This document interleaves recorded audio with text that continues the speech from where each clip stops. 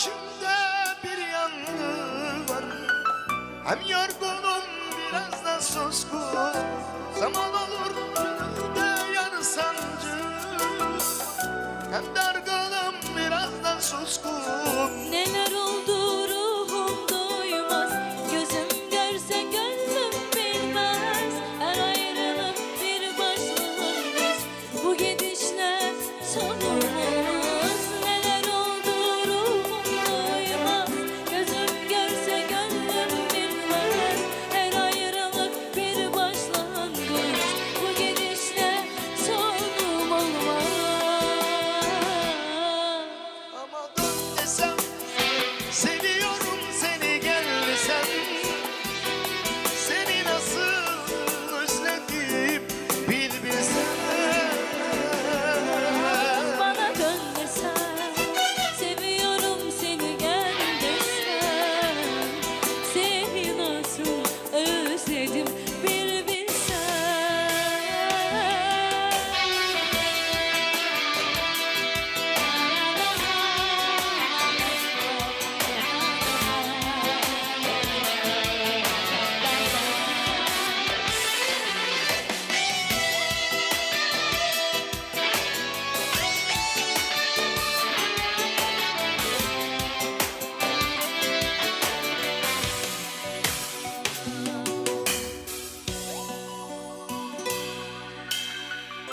Səni elə sevim ki, məni görən adamlar bu axmaqdır desinlər. Sevməyənlər qınasın, amma sevənlər hamı darıxmaqdır desinlər. Hərdən elə gülürsən, gülə-gülə utanıb kiçilməyin gözəldir.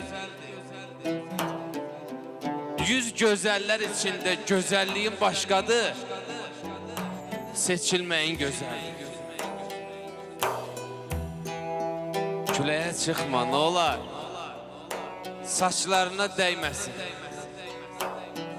Axı ətri əzizdir. Gözündən müğayət ol.